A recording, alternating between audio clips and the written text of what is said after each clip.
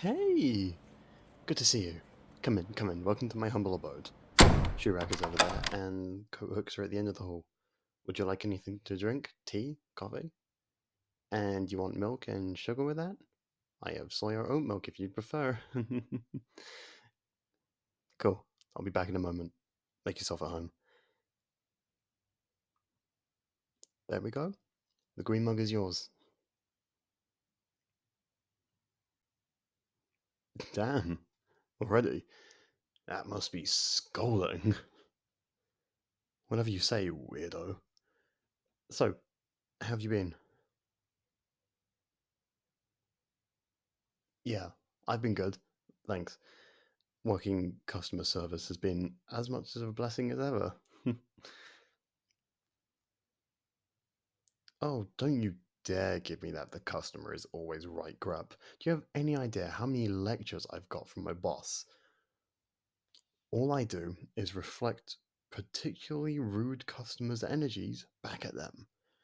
With the way she goes on, you'd think I murdered babies for a living and drank their parents' tears. Honestly, I'm surprised she hasn't fired me yet. It would be a blessing by this point, but I'm sure she can't afford to. Oh, yeah, that reminds me. Get this right. I swear to God, just the other day, there was a lady who came in and she demanded so many shots of espresso, I was worried her heart was going to give out there and then. I asked if she was sure, and she looked me dead in the eyes, eye bags plain as day, and said, "Straight caffeine powder isn't legal anymore, so this'll have to do." Honestly, main character energy. Exactly. It's her world, we're just living in it. She's come in a few times, but I wouldn't call her a regular. I think I saw her wearing a lanyard with the name of a local secondary school on it, so I'm pretty sure she works there. Can't really blame her in that case, can I? I mean, I probably should have refused to serve her, but I couldn't bring myself to. She looked so dead inside, and I'm not that cruel. Besides, it's not my responsibility if something happened, you know? It was her decision. Play stupid games, win stupid prizes, especially if you get caught out being an idiot. No, I don't think anything happened. I didn't hear anything, at least. Admittedly, I haven't seen her at the shop since, but I also haven't seen any new job listings at said school, so you never know. Maybe I'm being haunted by her eternally caffeinated spirit for my coffee related crimes against humanity. The fuck? Fucking hell. Did you. Did anything spill on you? Good, okay. You wait here. I'll go grab some paper towels. Hey, don't apologize. I was the one who knocked it over because I was being a dumbass. Maybe that espresso lady wanted revenge, forever dooming me to spill hot drinks to protect future victims from my wrath. Shit, are you okay? You look faint.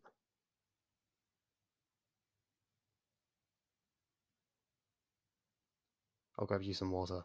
Hold on. Bloody hell, my life is turning into a fast quest. Okay, maybe not the time for jokes.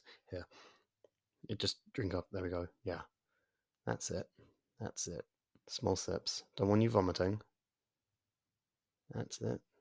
That's it. Don't find it. Don't give yourself a headache. Shh, shh, shh. That's it. You're doing so well. A little more to fully wash it down, and there we go.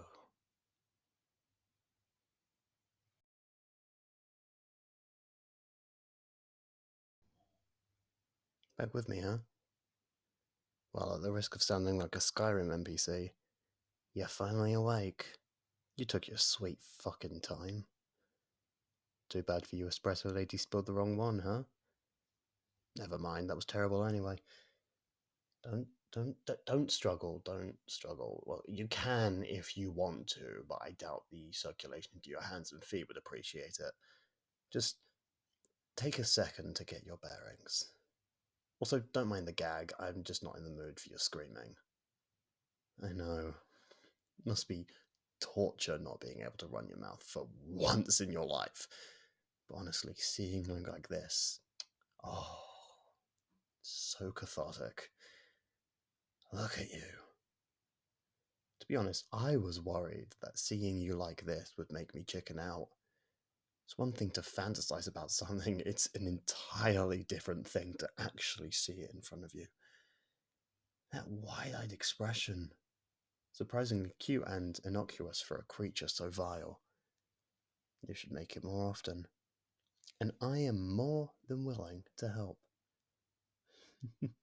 It's funny. Before all this, the last thing I would have regarded myself as was a sadist. A strong believer in karma, yes, but not a sadist. But then again, I'd never despised anyone so entirely before either. I've never wanted to hurt someone so badly before. You really do bring out the worst in me. But I'm getting ahead of myself. So, let's address the elephant in the room. I know you've been stalking me. It's why I brought you here, actually. I've been investigating you for a while. I know. The resident private eye decided to do a background check. Shocker. Turns out I can do a little bit more than latte art, huh? Oh, poor thing. How does it feel to be outplayed for once? Does it hurt? Does it scare you? Not knowing what's happening just under your nose, thinking that you could trust someone, only to find out that they had their own ulterior motives. It scared me. More than you know. But I'm sure you're going to become very familiar with that feeling very soon. Just like I did. But I'm sure if you could talk, besides the screaming for help, you'd be asking a lot of questions. Like, why are you doing this? Or, how did you find out? I owe you nothing. Really, I don't. But because I'm nice, I will tell you a little story. A truly captivating tale. I know, bad joke. I have a lot I want to say, self-indulgent, sure, but I think I more than deserve it, given all the shit I've been through. Consider this my villain speech. Doomsday weapon not included. It all started when I realized I was being followed home. I won't lie, I was embarrassingly slow on the uptake. Ironic, given my job, but what can you do? It had been late at night, having just closed up, and I was headed to the bus station. The streets were almost entirely deserted, aside from the occasional night owl or drunk. It was peaceful. And then I saw a figure, with their hood drawn up, out of the corner of my eye. I didn't think anything of it, why would I? So, together, we walked down to the bus stop, not saying a word, and got on a bus. So far, so normal. When I got off at my stop, I noticed that the same person had gotten off with me. Again, nothing really unusual, except that we were taking exactly the same route, both at the same pace. Except that the mystery figure followed from just slightly further down the road. Just far enough that if I hadn't seen them get off at the same stop, I honestly wouldn't have thought anything of it. We matched each other perfectly. Road for road, turn for turn. I've always been mildly paranoid. Kind of need to be for the type of work I do. So, as we got closer and closer to my neighborhood, I started to get anxious. We'd been taking the same route for a good half an hour, and I still hadn't seen their face. So I decided to test my hypothesis. I took a left. They took a left. I took another left. They took another left. I took yet another left. They took the same left. I went straight. They went straight. I took a right. They took a right. I took another right. They did too. By this point, I was certain, so I crossed as many random roads as I could, provided they were well lit, until I was satisfied that I lost my pursuer. And then I headed home.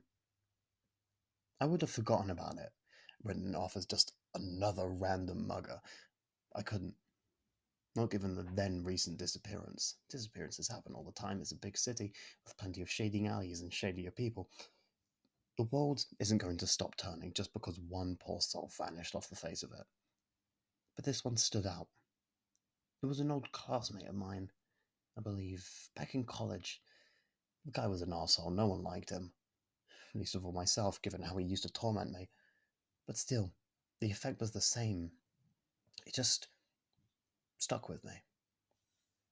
I wasn't exactly fond of the idea of travelling via public transport, but I didn't have a choice.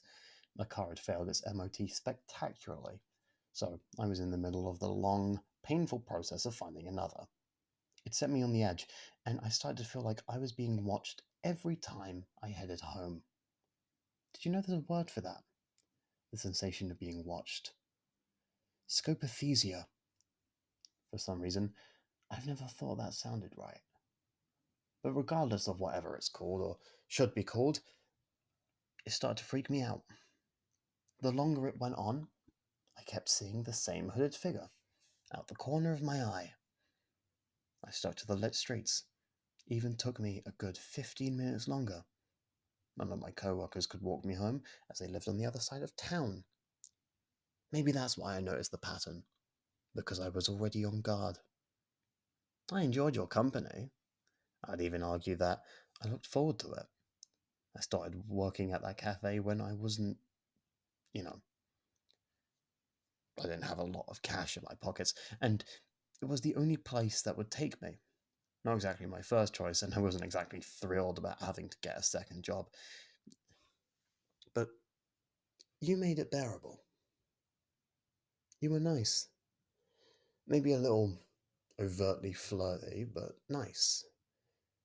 You were the type of person to chat at the counter while I made your drink, and just ask how I was doing, who I told which drinks to try and which tasted foul, who I gave occasional discounts to just for the sake of it.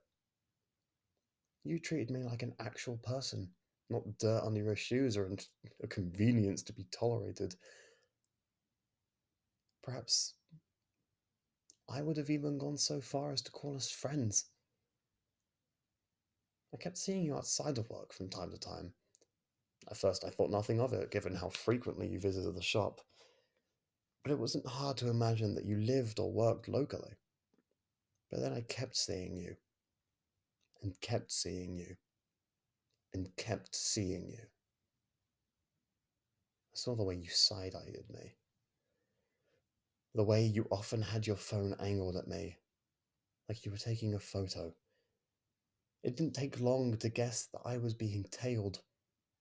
Given my line of work, it's not exactly rare for PIs to be followed by other PIs. That's just the beauty of counter surveillance. And it's not like you were being very subtle. That's why I thought at first. So I did some digging. It would take way too long to describe everything that I did, so I'll give you the Cliff Notes version. During one of your visits, I said there was an issue regarding your membership and that I needed your details, including your full name and email. That's how I got a hold of your surname. Using that, I looked on various public databases and found your address.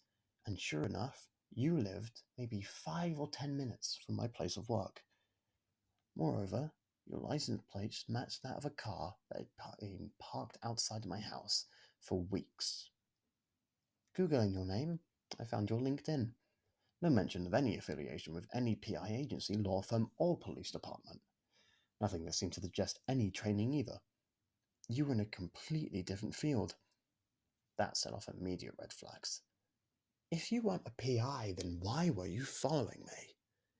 At that point, I tried to report my findings to the police multiple times. But even if you lacked a criminal record beyond a couple of speeding tickets, it was obvious that I was being stalked. But everything that I had gathered was circumstantial. Even the photographic evidence of you following me was apparently questionable, as it could have been a bad case of wrong place, wrong time. So they did nothing. They just brushed me off, which was extremely helpful. Can you imagine that for a moment? Assuming that you're capable of empathy. The very people who had hired you in the past, who understood your capabilities and trusted you because of them, suddenly dismissing you. Despite how many times you gave them the evidence that they relied on, despite how many times that you were there for them, how much time you spent with them. If I'm being honest, it stung. But fine. If they weren't going to do anything because of a lack of proof, then I would find proof. So I kept digging. I looked at your social media and searched for who was most frequently tagged or mentioned. From there, I approached those that I could, and I struck up casual conversation. Most of it was superficial fluff, nothing of substance. Even when I mentioned being a loose friend of yours, and the sixth attempt that had got me absolutely fucking nowhere, I was tempted to call it a dead end. But then I decided to head down to the local pub and try again anyway. Jackpot. Admittedly, it was probably because he was already a few drinks in, but your friend Jake was most forthcoming. Very friendly bloke. When I mentioned you, he was more than happy to talk about your relationship, raging on from what the pair of you did at work, to the fact you didn't like inviting others over, to your little thing for a quote-unquote cute local barista. As you can imagine, the latter part piqued my interest. Apparently, you'd been meaning to ask for their number, for who knows how long. That's what you told him, at least. So you were very lucky when that same barista offered you a wink and their number a few days later. The look on your face, honestly, precious. It was a little less precious when I started to notice my possessions going missing. It was mostly small things at first, things that, if I hadn't been looking for them, I probably wouldn't have noticed. But as the months went by and we talked more and more, you got bolder. It was becoming increasingly impossible to ignore, and I knew if I didn't say anything, it would start to look suspicious. Who wouldn't start getting pissed off and ranting about not being able to find what they were looking for, especially to their friends. So, I complained to you about it, ranting on and on about how I put something down and it'd magically disappear. It's not like I wasn't frustrated, and every time I mentioned it, all you did was laugh and say that I was scatterbrained and it would probably turn up eventually. You were toying with me. I could see it in the way you looked at me, that glimmer of possessiveness in your eye.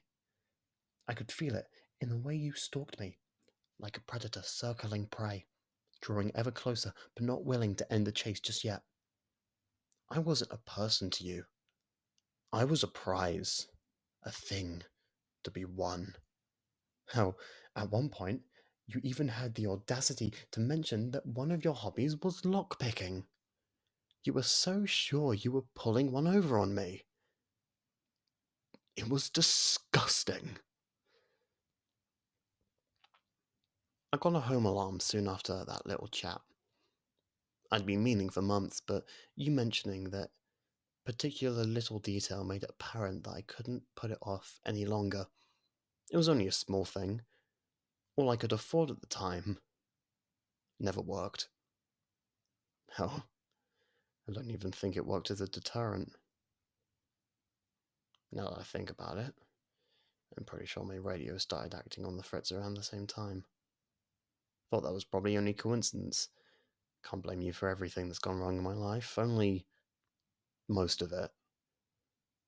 Knowing that started making me even more paranoid. Sometimes I'd swear that I saw movement in the corner of my eye or heard footsteps down the hall. I'd look, but I never found anything. I wasn't sleeping well, as you can imagine, so my first impulse was to blame that on you. Surely you wouldn't be so brazen or stupid as to break in when you knew I would be home, would you? Didn't stop me from keeping 999 on speed dial, though. Sometimes I'd even call you, just to keep count of where you were and what you were doing. Sometimes you picked up. Sometimes you didn't. The times you didn't scared me. You loved it. I could hear the smug smile in your voice whenever I called you, knowing that you got off to it. That you thought I was weak and just desperate for your company. It was humiliating. If I couldn't get through to you, I called my friends. I always made sure that I had at least one person on the line. At any point that I felt eyes burning into the back of my head, so that if anything ever happened to me, someone would know. Even as one of them grew increasingly distant or stopped responding altogether, I kept calling. If my old friends refused to pick up, I made new ones at work or online. Co-workers, Patreons, anyone that was particularly chatty. Really. It wasn't the best solution, and I'm pretty sure that my calls at 3 in the morning weren't best appreciated, but it was the best I could do. I've always been good at saying what people want to hear. As time went on, things started to slow until they just kind of plateaued. I couldn't find anything else. Sure, you had a life online, but nothing that I could use to incriminate you.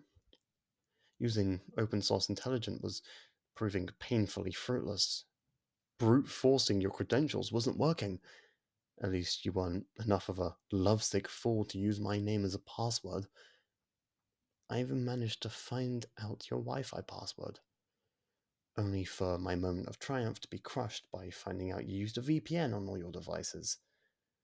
There was nothing Wireshark could do about that. I considered slamming my head into a wall after that little discovery. But beyond that, the constant dread became almost routine. When I closed my eyes, I could almost pretend it was like before.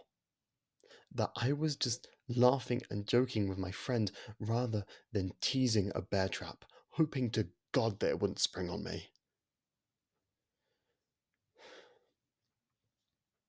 Of course, after I'd been talking, hanging out in public, and following you for a while, I had a pretty good idea of your general schedule. So I decided to pay your home a visit while you were out.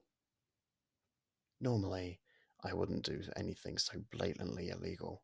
It's a major risk to my credibility, but I was getting desperate. And I was off the clock, so despite everything, I wanted to be proven wrong, you know? That I was just being paranoid. It wouldn't be the first time.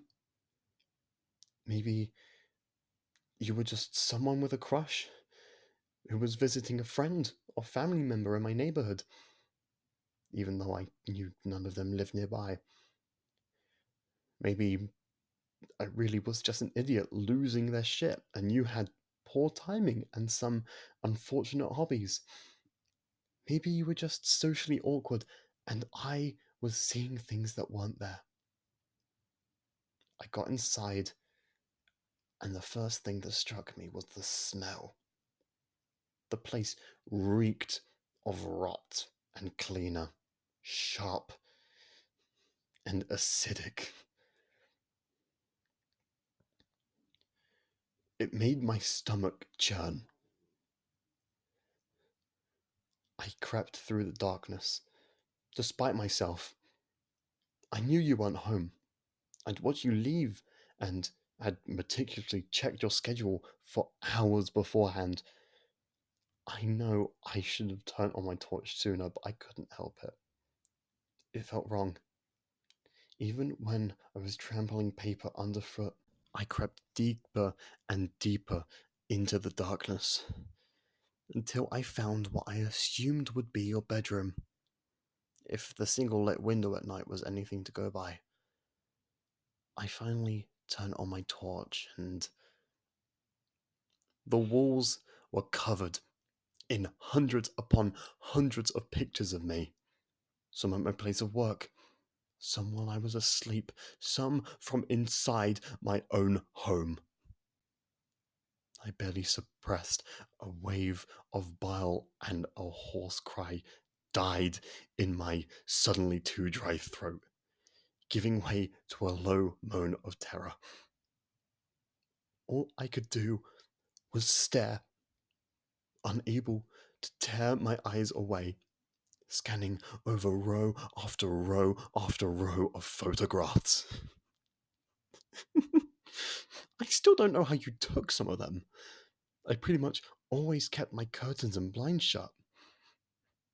All those private little moments, rereading an old favourite, singing along to a shitty pop song on heart with a little too much enthusiasm, just taking a nice hot shower for a little longer than strictly necessary. Violated. There was even a fucking shrine. You had stolen so much stuff, including stuff I hadn't even noticed, despite being actively on guard. Clothes, the contents of my bins, posts that never arrived, underwear, and that's just the stuff off the top of my head. There were pieces of paper and notebooks everywhere, some of them filled with nothing but my name over and over again. Others filled with margin to margin of declarations of love. And some were filled of fantasies about what you do with me, many of which were violent.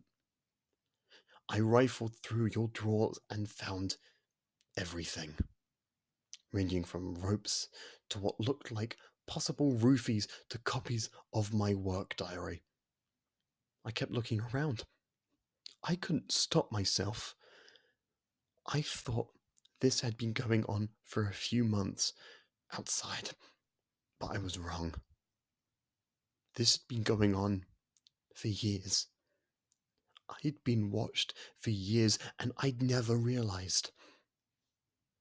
Eventually, it reached a point that there were so many pictures and pages of papers. It almost became mundane. Almost. I don't know how long I wandered there. Minutes, hours. It felt like time itself understood the horror of what I'd found and stood still in shock. For such a moderately sized home, the corridors were strangely endless, like they wanted to entomb me. That's obviously what their owner wanted. Finally, on the ground floor, I saw the door to your cellar. It was white, simple, nondescript, and yet it felt off. It was weirdly compelling, like it needed me to go down there. Like I needed to know what was down there. The closer I drew, the more magnetic it became, emanating this strange aura, for lack of a better term. Of course, I realized how stupid it was. Everyone knows that idiot who wanders down into the murder basement in a horror movie. They don't usually make it out alive. But you were gone, and I was already snooping. So what was a little more? It was locked, but only with a simple padlock, nothing too difficult. I picked it with little resistance and started to walk down the stairs. They were unlit and kept going down and down and down, deeper and deeper. It felt far too deep for a normal basement, like the earth itself was trying to swallow me whole. When I reached the bottom, it was pitch black. The torch was barely able to pierce the darkness. The air was thick with dust and bleach. So much bleach, it made my eyes water and my head spin. Eventually, I managed to find a light switch. I poured it, and a single naked light flicked on, momentarily blinding me. When my sight finally cleared, I peered around, the room now cast in a sickly yellow hue. It was small. No, not small. Small's the wrong word. Cramped. Suffocating. The walls felt close and oppressive. The wall closer to me was covered in shelving littered with various boxes, tools, and general DIY stuff like paint and solvents. But that wasn't what drew my eye. No, what filled me with abject horror was on the other side of the room. It was a cell, made up of floor-to-ceiling bars, each black pillar easily as thick as my forearm, with just enough room to fit an arm through, but nothing more. The door was open. In front of it was an old wooden table. It was worn but clearly still sturdy, with various objects scattered across it. I drew closer. Wish I hadn't. On the table was a box and a few small black things. At first I thought they were wingnuts, but as I got closer and my eyes adjusted to the low light, I realized they were part of larger mechanisms. I picked one up, and the strange object seemed to get a better look, and something black flaked off in my hand. It was too coarse and gritty to be paint. It took me a few moments to realize, but as soon as I did, I felt my stomach drop. It was a thumbscrew. A fucking thumbscrew that had been used. I put it back on the table and immediately tried to rub off the sensation of brittle rust. I rubbed and rubbed until my skin felt raw, a dull sting drowning it out. I turned my attention back to the table. The box sat there, innocently. I had to open it. I knew I did. I was in too deep now. So I watched, numb, as my hands reached towards it, as they unhooked the simple latch, the only thing keeping it closed. As they took out piece after piece of paper.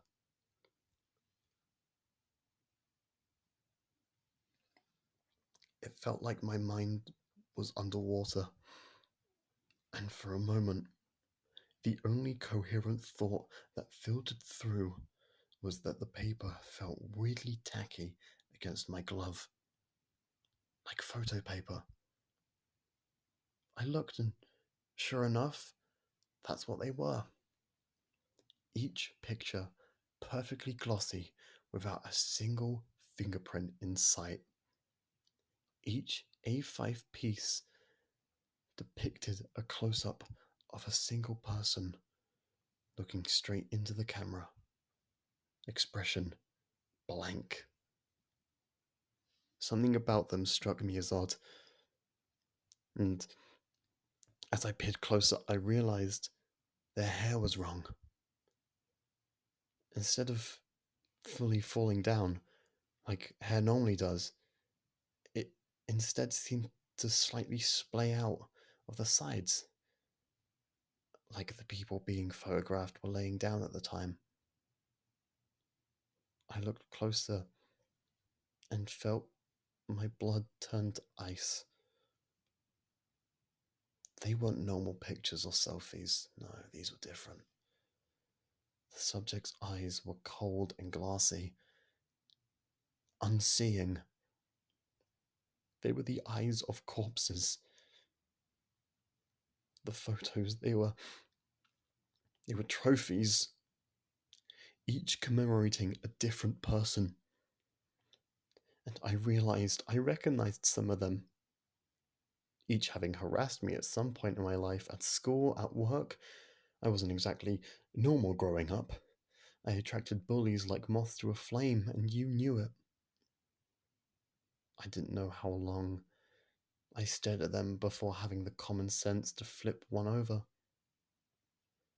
There was writing on the back. It was completely illegible. I flipped over another, the same. I flipped over more and more until I found one that had something actually readable on the back. They're mine to ruin. I didn't understand at the time, I still don't. But if I had to hazard a guess as to why, I'd say that this wasn't some attempt to protect me or my honor. This wasn't you eliminating any possible competition. It was because you were jealous. You were jealous that they got to hurt me first, instead of you. You wanted, and still want, to ruin me, to tear me down, bit by bit. I counted 8 total. Only 5 were official missing persons cases. Once my hand stopped shaking, I put the photos back in the box and redirected my attention to the cell. The door still open, as if beckoning me. The shadows were thicker inside. I turned on my torch and entered. The stench of bleach and ammonia was almost unbearable. And for a moment, I was inexplicably convinced that the door would swing shut, trapping me inside. Unluckily for you, it didn't. Instead, I was stuck by how cold it was, and looking up, I could see a small vent directly above me. I was so distracted that I didn't even look where I was going until clunk. My foot hit something thick and heavy, like metal. I looked down and saw a long cast iron chain snaking across the floor. I followed it, tracing it with my torchlight back to its source at the wall. It connected just shy of head height, doing nothing but leading me to further puzzlement. I traced it back to the other end, and then I saw it. At the other end was a large hoop of wrought black metal, with a piece that seemed to swing on a hinge. Couldn't be. I picked it up, had to be sure. I examined it closer. It was. It was a fucking collar. I ran. I barely remembered to turn off the light and lock the door behind me before I was running out of that house like a bat out of hell. I ran all the way home. Buses or taxis be damned. I won't lie, the first thing I did when I got home was have a panic attack. I didn't fully calm down for another 2.5 hours. I know because every tick of my watch grated against my ears, causing fresh waves of hysteria to wash over me. Eventually, I ended up lobbing the damn thing across the room. It didn't break. It was damaged, sure, but it still worked. I'm not sure I would have been able to cope if it had. I didn't sleep that night. The next day, I decided that I'd call in and give an anonymous tip that you were potentially in possession of narcotics. It's not like I'd say, hey, I broke into this creep's house and the walls were plastered with pictures of my face. I wasn't trying to steal anything. Promise. I just had been so dumbstruck that I had forgotten to record, to take photos, to steal proof, to do anything. I'd found a goldmine of evidence, and I'd squandered it completely. I beat myself up for weeks afterwards.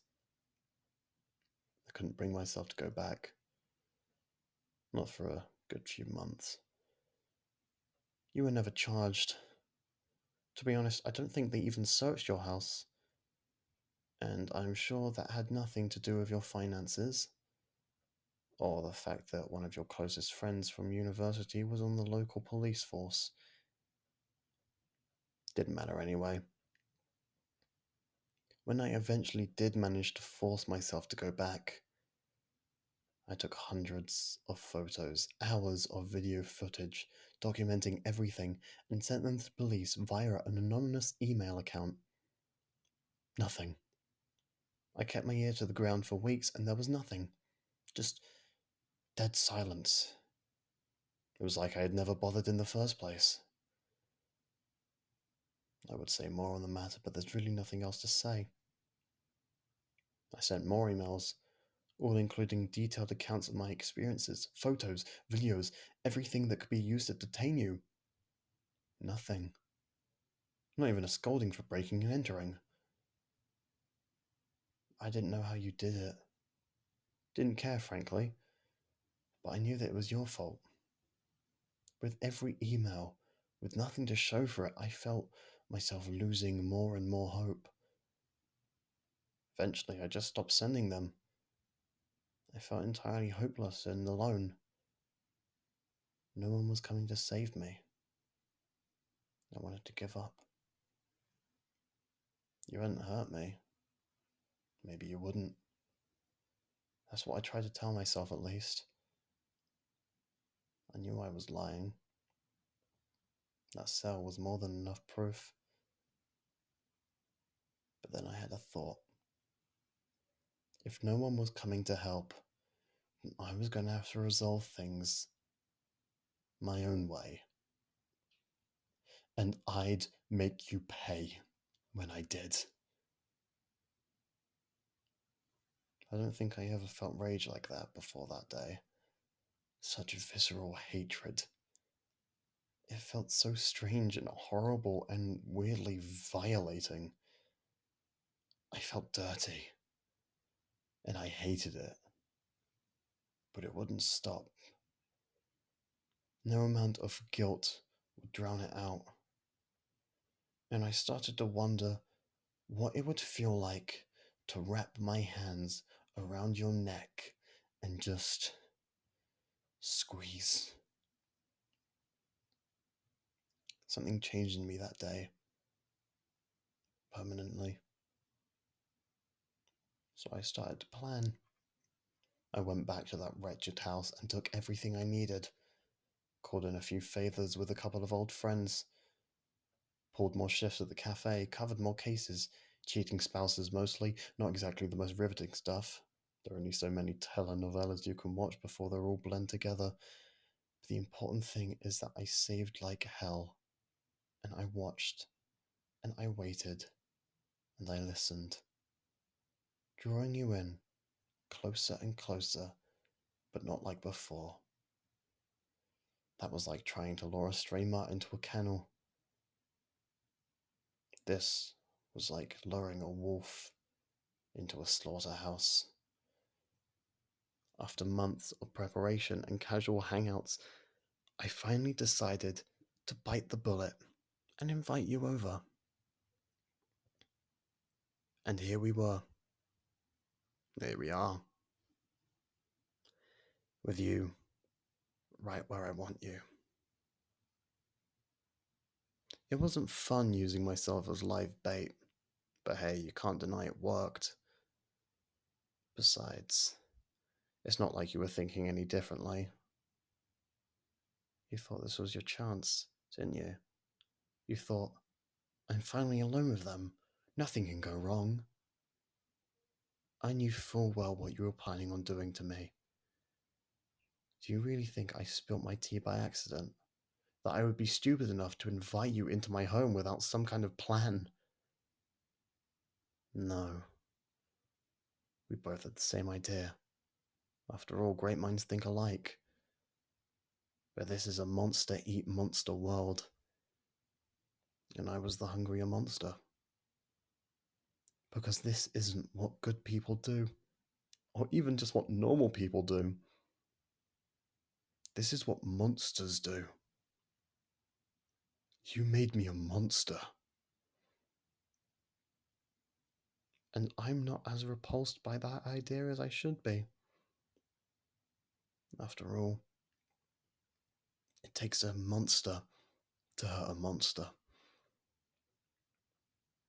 I wouldn't say I'm worse, though. You know, considering I'm not a sick fuck like you.